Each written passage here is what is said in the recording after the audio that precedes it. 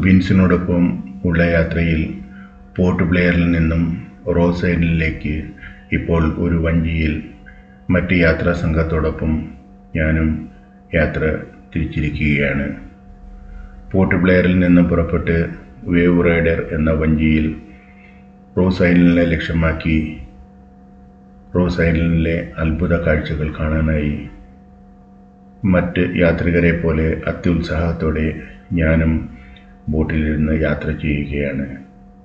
വിശാലമായ സമുദ്രത്തിൽ യാത്ര ചെയ്യുമ്പോൾ എൻ്റെ മനസ്സ് റോസ് ഐലൻഡിൻ്റെ ചരിത്രത്തിലേക്കും റോസ് ഐലൻഡ് കഴിഞ്ഞുപോയ മഹാത്മ്യത്തെക്കുറിച്ചുമാണ് ചിന്തിച്ചുകൊണ്ടിരിക്കുന്നത്.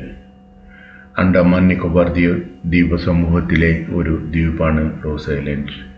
ഇത് പോർട്ട് ബ്ലെയറിൽ നിന്നും ഏകദേശം 2 കിലോമീറ്റർ കിഴക്കായി സ്ഥിതി ചെയ്യുന്നു.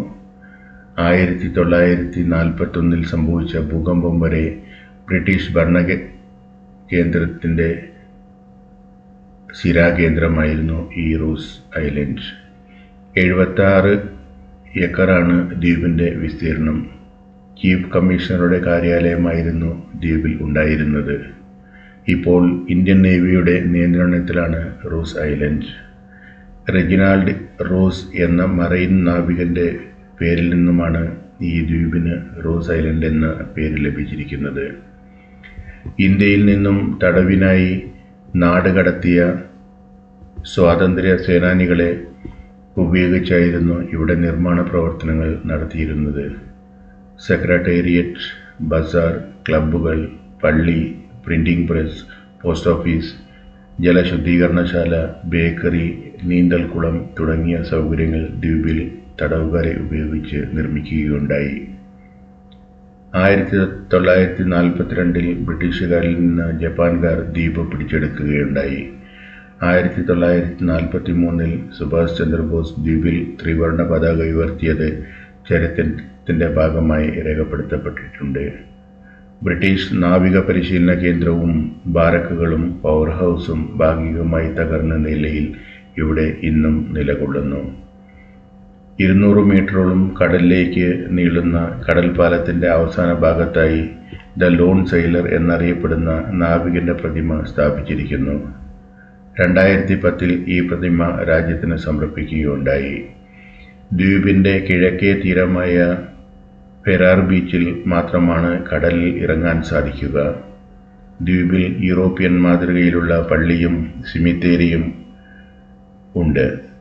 പോർട്ട് കോൺവാലിസാണ് ദ്വീപിലെ ഏക തുറമുഖം. നേതാജി സുഭാഷ് ചന്ദ്രബോസ് ദ്വീപ് എന്നാണ് ഔദ്യോഗികമായി ഇത് പുനർനാമകരണം ചെയ്യപ്പെട്ടിരിക്കുന്നത്. നേതാജി സുഭാഷ് ചന്ദ്രബോസ് ദ്വീപ് എന്ന് ഔദ്യോഗികമായി നാമകരണം ചെയ്യപ്പെട്ട റോസ് ദ്വീപ് അണ്ടമാൻ ദ്വീപുകളിലെ ഒരു ദ്വീപ് കൂടിയാണ്. ഇത് ദക്ഷിണ അണ്ടമാൻ ഭരണജില്ലയായ അണ്ടമാൻ നിക്കോബാർ ദ്വീപുകളിൽ പെടുന്നു.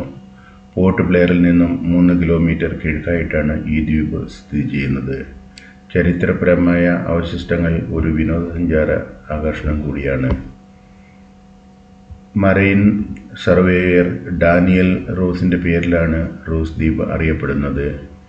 ഇന്ത്യൻ സ്വാതന്ത്ര്യ സമര സേനാനി നേതാജി സുഭാഷ് ചന്ദ്രബോസിനോടുള്ള ആദരസൂചകമായി 2018 ഡിസംബറിൽ ഇതിനെ നേതാജി സുഭാഷ് ചന്ദ്രബോസ് ദ്വീപ് എന്ന് പുനർനാമകരണവും ചെയ്യുകയുണ്ടായി.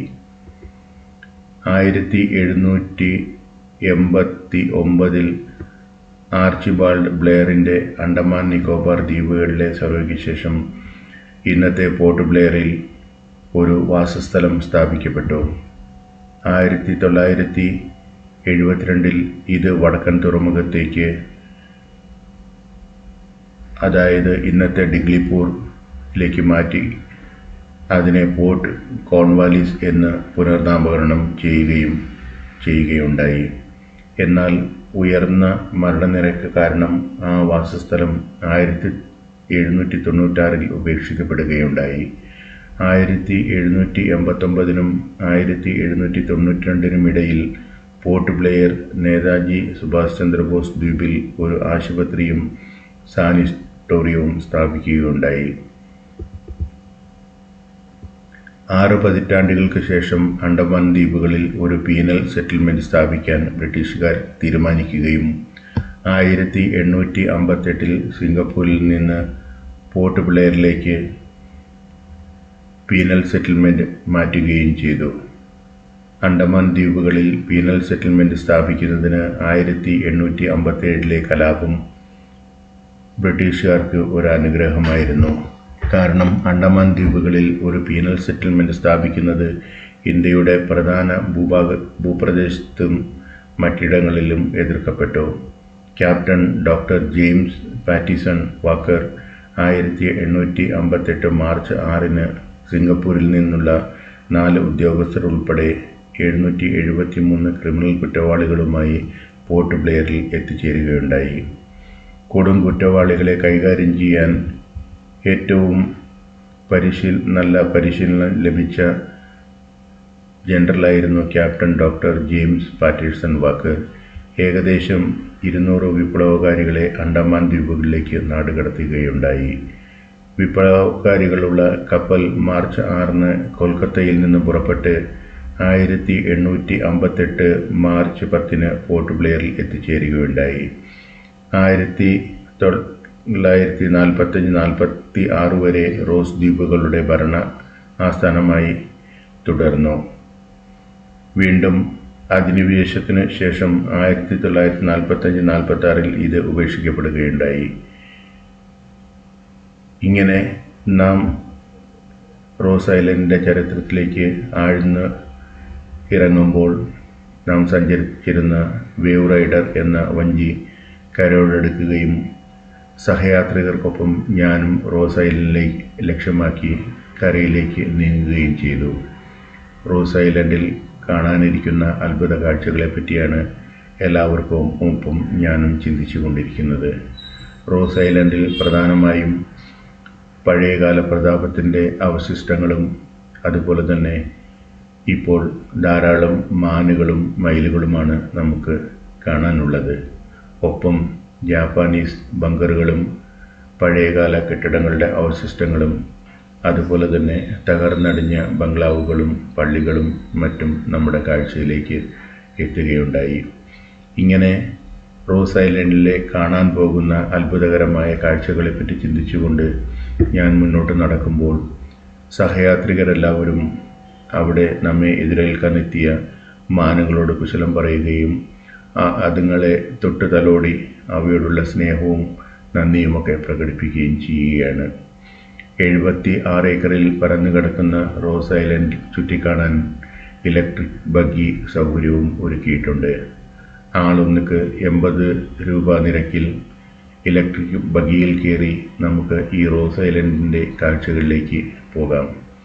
അങ്ങനെ ഇലക്ട്രിക് ബഗ്ഗിയിലിരുന്ന് റോസ് ഐലൻഡിൻ്റെ കാഴ്ചകളിലേക്ക് നീങ്ങുമ്പോൾ ഞാൻ റോസ് ഐലൻഡിൻ്റെ ചരിത്രത്തെക്കുറിച്ചാണ് പിന്നെയും ഓർത്തുകൊണ്ടിരിക്കുന്നത്.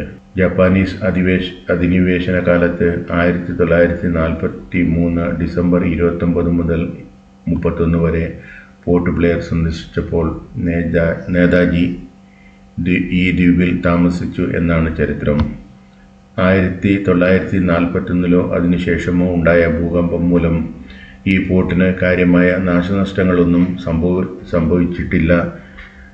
എങ്കിലും നമുക്ക് അന്നത്തെ ബസാർ, ബേക്കറി, സ്റ്റോറുകൾ, ജലശുദ്ധീകരണ പ്ലാന്റ്, പള്ളി, tennis court, printing press, secretariat, ആശുപത്രി, സെമിത്തേരി, നീന്തൽക്കുളം, വലിയ പൂന്തോട്ടങ്ങളും സ്റ്റേറ്റ് ഗ്രാൻഡ് ബോൾ റൂമുകളുള്ള ചീഫ് കമ്മീഷണറുടെ വസതി, ഗവൺമെൻറ് ഹൗസ്, പഴയ അണ്ടമാനീസ് ഹോം, ബാരക്കുകൾ എന്നിവയുടെ അവശിഷ്ടങ്ങൾ, പഴയ ബ്രിട്ടീഷ് ഭരണകൂടത്തെ അനുസ്മരിപ്പിക്കുന്ന ജീർണാവസ്ഥയിലായിരുന്ന 1857 നവംബറിൽ അണ്ടമാനിൽ ഒരു ശിക്ഷാകേന്ദ്രം സ്ഥാപിക്കാനും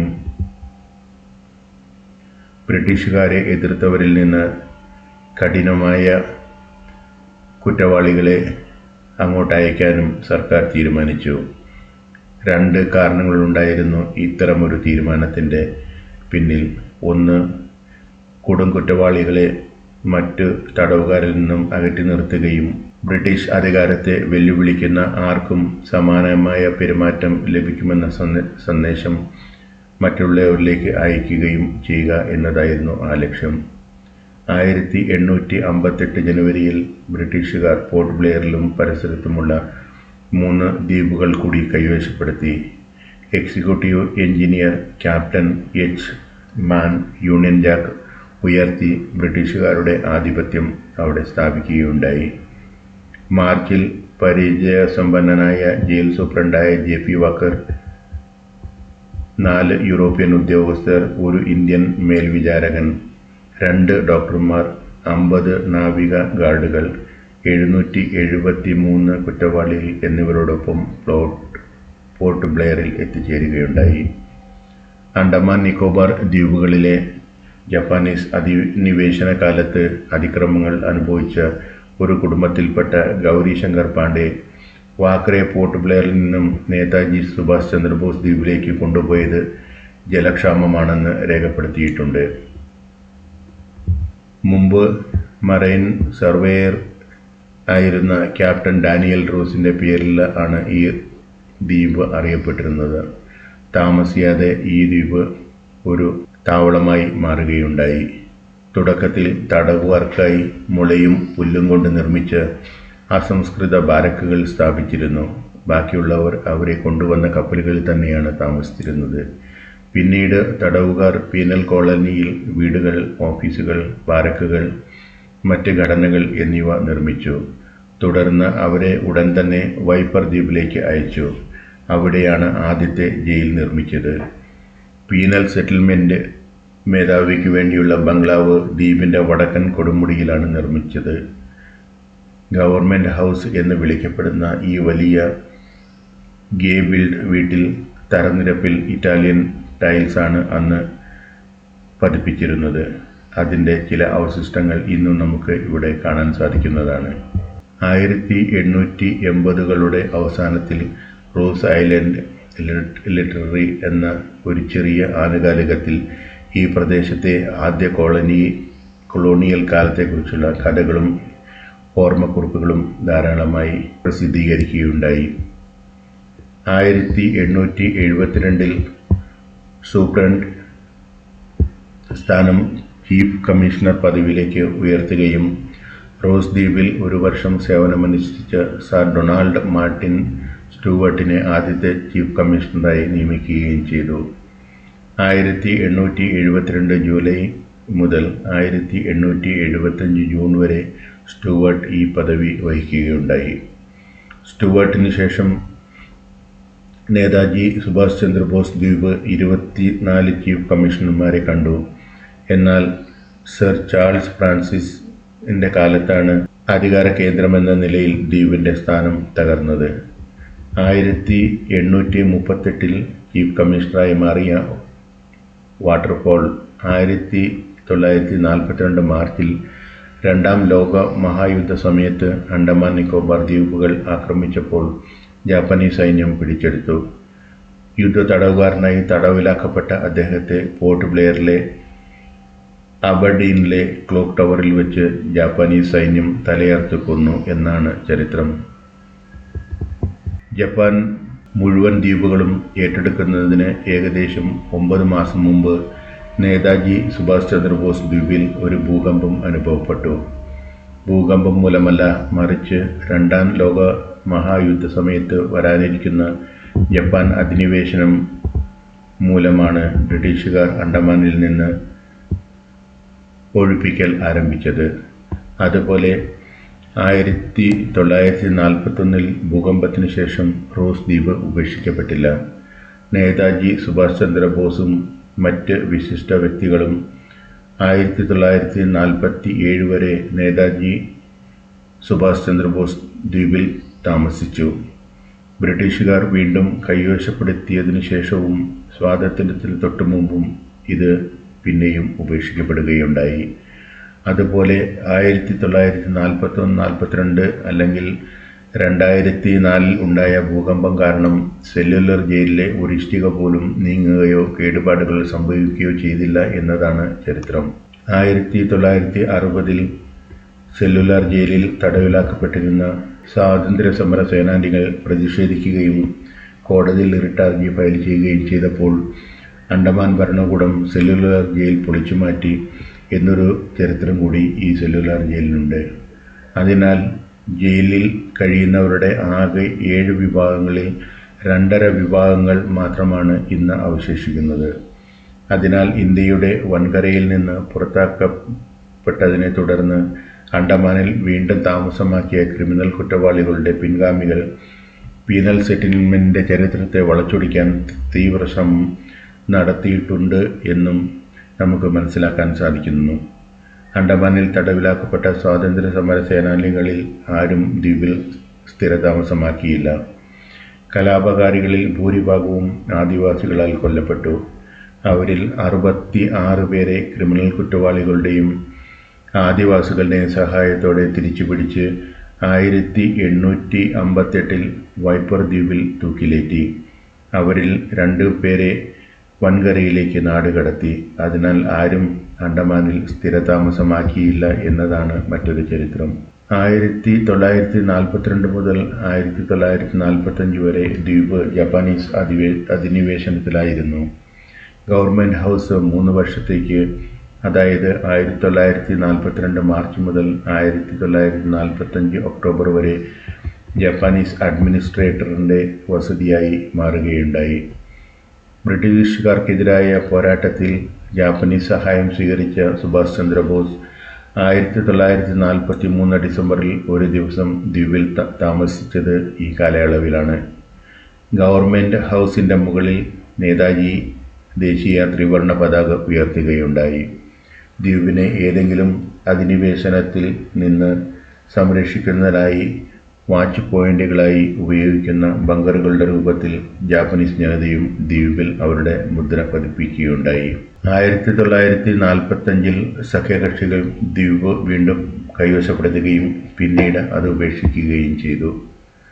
1979 ഏപ്രിൽ ദ്വീപ് നാവികസേനയ്ക്ക് കൈമാറുകയുണ്ടായി. 1964 കമ്മീഷൻ ചെയ്തും പോർട്ട് ബ്ലെയറിൽ ആസ്ഥാനമാക്കിയതുമായ നേവൽ ബേസ് INS ജരാവയാണ് ദ്വീപിനെ ഇപ്പോൾ പരിപാലിച്ചു വരുന്നത്. 2018 ഡിസംബർ 30 പ്രധാനമന്ത്രി നരേന്ദ്രമോദി റോസ് ദ്വീപിൻ്റെ പേര് നേതാജി സുഭാഷ് ചന്ദ്രബോസ് ദ്വീപ് എന്ന് പുനർനാമകരണം ചെയ്തതായി പ്രഖ്യാപിച്ചു. പോർട്ട് ബ്ലെയർ ദ്വീപുകളുടെ ഭാഗമായ ഈ ദ്വീപ് പോർട്ട് ബ്ലെയറിൻ്റെ പ്രവേശന കവാടത്തിലാണ് സ്ഥിതി ചെയ്യുന്നത്. രാഷ്ട്രീയമായി നേതാജി സുഭാഷ് ചന്ദ്രബോസ് ദ്വീപ് പോർട്ട് ബ്ലെയറിൻ്റെ താലൂക്കിൻ്റെ ഭാഗം കൂടിയാണ്. ദ്വീപിൻ്റെ വടക്കേ അറ്റത്തേക്ക് ഒരു പാതയുണ്ട്. ഇവിടെയാണ് ഇപ്പോൾ നാം നിൽക്കുന്നതും കടലിൻ്റെ ഭംഗി ആസ്വദിക്കുന്നതും.